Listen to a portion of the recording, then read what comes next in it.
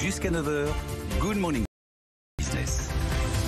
Tout ce que vous avez toujours voulu savoir sur les crypto-monnaies sans jamais oser le demander, vous allez pouvoir le faire ce matin puisque nous avons l'une des grandes spécialistes françaises de la question, Claire Balva, cofondatrice de Blockchain Partner, directrice blockchain et crypto chez KPMG. Bonjour. Bonjour. Pendant la publicité, on était passionnés parce que vous me disiez, on a découvert l'existence d'une nouvelle crypto-monnaie qui s'appelle Internet Computer. C'est le top 2 dans les sites américains sur les articles lus. Pourquoi ? Parce qu'en 3 jours, 35 milliards de dollars déjà de market value, de valeur de marché pour cette nouvelle crypto-monnaie. On s'y perd. Est-ce que toutes les crypto-monnaies se valent, Claire Balva? Non, toutes les crypto-monnaies ne se valent pas. Il y en a des centaines, voire des milliers.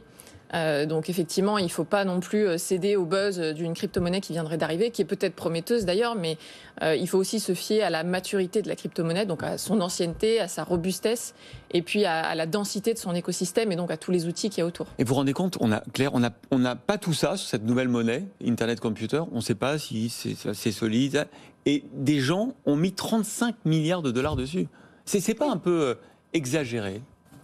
Il y a beaucoup de liquidités aujourd'hui sur les marchés, à la fois dans le monde traditionnel, mais effectivement aussi dans le monde crypto. Et donc effectivement, quand vous êtes dans le monde crypto et que vous vous retrouvez avec des liquidités importantes sur votre portefeuille personnel, vous avez envie de diversifier ces liquidités, d'investir dans des nouveaux projets qui vous paraissent intéressants techniquement. Avec finalement, on voyait une tendance aussi. Parmi les investisseurs, il y a des investisseurs particuliers, et il y a des entreprises qui viennent placer une partie de leur trésorerie. Ça augmente de plus en plus, donc il y a une vraie prise de risque. Tout à fait. Alors ça, c'est un phénomène qu'on voit depuis, je dirais, à peu près 1 an. Maximum. Avant, ce n'était pas du tout le cas et les cours étaient soutenus par des particuliers. Aujourd'hui, il y a vraiment une institutionnalisation. Elon Musk, par exemple, qui à un moment donné avait dit qu'il en achetait, qu'on pouvait même acheter des voitures avec, puis là, depuis 3 jours, il ne peut plus. Oui, Elon Musk, il change d'avis assez souvent, effectivement, mais ça ne remet pas du tout en cause la tendance de fond, qui est que, notamment face à l'inflation aussi, aujourd'hui, les entreprises se disent ma trésorerie qui dort comme ça, qui ne fait rien, finalement, vaudra sans doute moins demain. Et donc, j'ai intérêt à diversifier, à ne pas mettre tous mes œufs dans le même panier et en mettre une petite partie en crypto-monnaie parce que certaines crypto-monnaies, c'est notamment le cas de Bitcoin, peuvent faire office de valeur refuge aussi par rapport à des monnaies qui seraient en pleine inflation. Valeur refuge du côté du Bitcoin, mais on sait que ça subit aussi les tweets, etc. Est-ce qu'on peut faire une vraie distinction avec Ethereum aussi, où on voit que c'est peut-être un peu plus solide à l'heure actuelle, où on va acheter le côté finance décentralisée, on a l'impression d'avoir quelque chose qui résiste? Alors, Ethereum n'est pas forcément moins volatile que Bitcoin, pas du tout. Donc, il n'y a pas forcément plus de résistance d'un côté ou de l'autre. Bitcoin est quand même la première crypto-monnaie. Donc, en termes de résistance et de solidité, aujourd'hui, on ne fait pas mieux que Bitcoin. Maintenant, Ethereum a une fonction un peu différente. Effectivement, c'est une blockchain, un protocole, je dirais, qui a plus de flexibilité. On va pouvoir y créer plus facilement des applications que par-dessus de Bitcoin, et c'est ce qui fait le succès d'Ethereum aujourd'hui.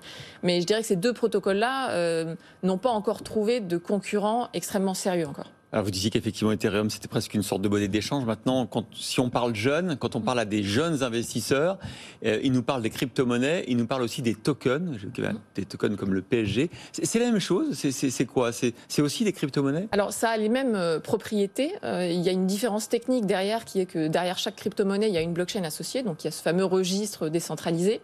Derrière un token, il n'y a pas une blockchain associée. En fait, un token va fonctionner par-dessus une blockchain existante. D'ailleurs, c'est ça qui est hyper intéressant. Ça veut dire que si demain vous voulez créer votre token, vous n'avez pas à recréer une blockchain, ce qui est un peu fastidieux. Donc vous pouvez directement vous baser sur une blockchain qui existe comme Ethereum par exemple. Et est-ce que derrière un token, il y a aussi un actif, je sais pas, avoir une place pour le match Alors ça dépend de ce que vous créez. Effectivement, il peut y avoir il y a une programmabilité déjà de ces tokens qui derrière peuvent vous donner accès à certains services. Alors ça peut être un point de fidélité, par exemple, dans un magasin qui vous donne droit à une réduction. Ça peut être un jeton qui vous donne le droit de vote, par exemple, dans un certain protocole. Ça peut être une action d'entreprise, ça peut être plein de choses. Donc il y a effectivement potentiellement quelque chose derrière. Parfois, il n'y a rien derrière, on voit aussi des choses farfelues arriver. Mais l'idée, justement, c'est que ce token puisse représenter quelque chose. Ouais. Alors vous avez vu cette semaine coup de froid sur les crypto-monnaies parce que Elon Musk dit « Oh là là, ça pollue ». Enfin, il le découvre, on le savait qu'effectivement ça demande une capacité d'énergie incroyable. D'autant plus qu'on mine une crypto-monnaie, qu'elle devient rare. On a de plus en plus besoin d'énergie pour en créer de nouvelles. Est-ce que ça peut être un vrai frein au développement des crypto-monnaies, ce problème de conscience environnementale ? Alors, la conscience environnementale n'est pas un problème. Au contraire, je pense que c'est très bien qu'on ait tous une conscience environnementale. Après, mais un problème pour les cryptos qui consomment beaucoup d'énergie et qui, comme elles sont beaucoup minées dans des produits comme la Chine où l'énergie n'est pas propre.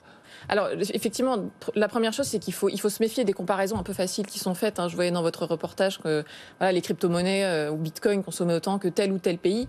Les comparaisons, on peut les faire dans les deux sens. C'est pas nous qui dit ça, c'est le Cambridge University. Mais par exemple, si vous regardez cette étude-là, on voit aussi que Bitcoin consomme moins que tous les appareils en veille aux États-Unis.